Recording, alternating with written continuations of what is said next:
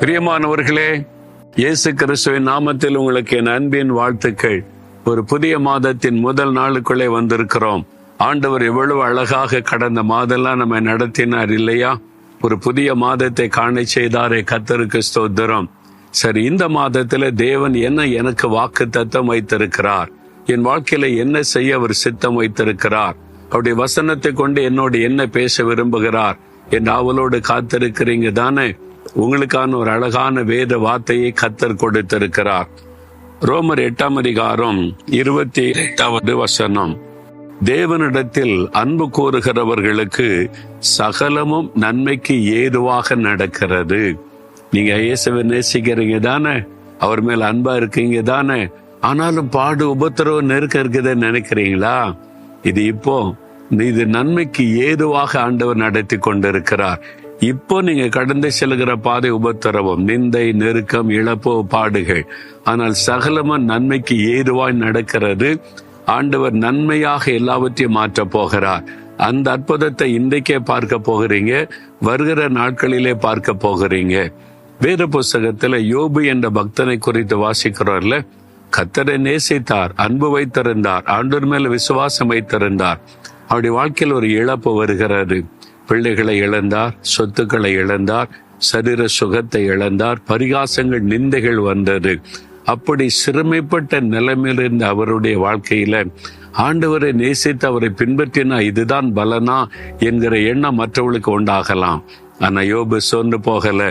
ஆண்டவர் மேல விசுவாசத்துல, அன்புல அவர் குந்தி போகவில்லை. முடிவு என்ன? 2 மடங்கு ஆசீர்வாதம். பரிகசித்த ஏளனம் பண்ணின அதே மக்களுக்கு மத்தியில யோபு ஆசீர்வதிக்கப்பட்டு மேலும் மேலும் உயர்த்தப்பட்டார். முடிவு 2 மடங்கு ஆசீர்வாதம். நன்மைக்கு ஏதுவாகத்தான் கர்த்தர் நடத்தினார். தீமை நடக்கதை போல நமக்கு இப்ப தெரியும், முடிவு நன்மையாயிருக்கும். யோசேப்பு என்ற ஒரு வாலிபன் இளம் வயதிலேயே கர்த்தரை நேசித்தான். கர்த்தருக்கு விரோதமாய் பாவம் செய்வது எப்படி என்று பாவத்துக்கு விலகி ஓடினான். அப்படி ஆண்டவர் அவனோடு கூட இருக்கிறார் என்று வசன சாட்சி சொன்னது. ஆனால் அவனுடைய வாழ்க்கையில பொய்யான குற்றச்சாட்டு, செய்யாத ஒரு பாவத்தை செய்ததாக பழி போடப்பட்டு, அவமானப்படுத்தப்பட்டு, தண்டிக்கப்பட்டு சிறையிலே அடைக்கப்பட்டான். தேவனை நேசித்து பின்பற்றுகிறவர்களுக்கு இதுதான் பலனா என்று எண்ண தோன்றும். முடிவு என்ன? ஆண்டவர் அங்கிருந்து வெளியே கொண்டு வந்து எகிப்து தேசத்திற்கே பெரிய மந்திரியாக கர்த்தர் உயர்த்திட்டார். ராஜாவிற்கு அடுத்த ஸ்தானத்தில் உயர்த்தி விட்டார். முடிவு நன்மையாயிருந்தது. உங்க வாழ்க்கையில கூட இன்றைக்கு தீமை, இன்றைக்கு அவமானம், பொய்யான குற்றச்சாட்டுகளை சந்தித்து கொண்டிருக்கலாம். முடிவு நன்மையாய் இருக்கும். சகலமும் நன்மைக்கு ஏதுவாய் நடக்கிறது. சென்னையில எனக்கு தெரிந்த ஒரு சகோதரரை தெரியும். அவர் பல வருஷமா ஒரு கம்பெனியில வேலை செய்து கொண்டிருந்தவர். நல்ல உயர்ந்த பதவியில் இருந்து அதற்காக அந்த கம்பெனியுடைய வளர்ச்சிக்காய் பாடுபட்டு உழைத்தவர். ஒரு ப்ரொமோஷன் காலம் வந்தது. இவர் தான் சீனியர், இவருக்கு தான் அந்த ப்ரொமோஷன் உயர்வு வரப்போகிறது என்று எல்லாருமே எதிர்பார்த்து கொண்டிருந்தாங்க. இவரு எதிர்பார்த்து கொண்டிருந்தார். ஆனால் இவரை விட பின்பு வந்த ஒரு ஜூனியருக்கு அந்த ப்ரொமோஷனை கொடுத்துட்டாங்க.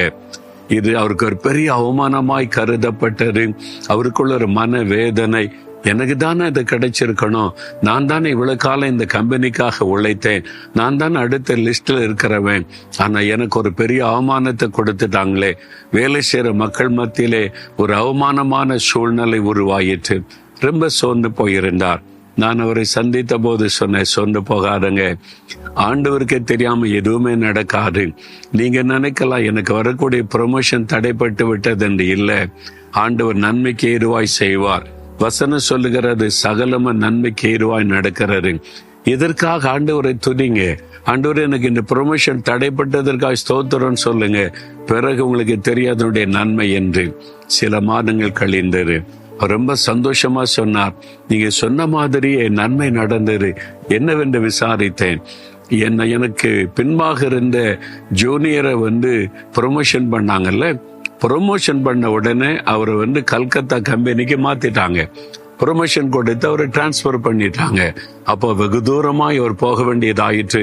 குடும்பத்தை பிரிஞ்சு ரொம்ப தூரத்துல போய் வேலை செய்கிறார். ஆனா இப்போ எனக்கு ப்ரொமோஷன் கிடைத்திருக்கிறது. சென்னையிலேயே கொடுத்துட்டாங்க. எனக்கு எங்கதான் வீடு, இங்கதான் மனைவி பிள்ளைகள், இங்கதான் அவங்க எல்லாம் படிக்கிறாங்க. என் குடும்பத்தோடு இருக்க முடியாத உயர்வை தேவன் கொடுத்துட்டார். இதுக்காகத்தான் தேவன் தாமதித்தார் என்பதை அறியும் போது இப்ப நான் தேவனை துதிக்கிறேன் என்றார். பார்த்தீங்களா, முடிவு நன்மையாயிருக்கும். இப்போ நடக்கிறதை பார்த்து சோர்ந்து போய் ஆண்டவர் மறந்துட்டாரோ, கைவிட்டுட்டாரோ, ஏன் எனக்கு செயலனை கேள்வி கேட்காதங்க. ஆண்டவரை துதிங்க. இந்த மாதத்துல நன்மையானதை பார்க்க போகிறீங்க. உங்களுக்கான அற்புதம் வந்து கொண்டிருக்கிறது. விசுவாசிங்க, ஆண்டவரை துதிங்க. ஆண்டவரே, என் வாழ்க்கையில சகலம நன்மைக்கு எதுவாய் நடக்கிறது என்பதை விசுவாசிக்கிறேன். முடிவு நன்மையாய் இருக்கிறோம். என் இயேசுவை நான் நேசிக்கிறேன். என் இயேசு சகலத்தை நன்மையாய் மாற்றி தருவீர். இன்றைக்கு அதை பார்க்க போகிறேன். இந்த மாதத்துல பார்க்க போகிறேன். வாழ்நாளெல்லாம் பார்க்க போகிறேன். இயேசு கிறிஸ்துவின் நாமத்தில் ஆமேன், ஆமேன்.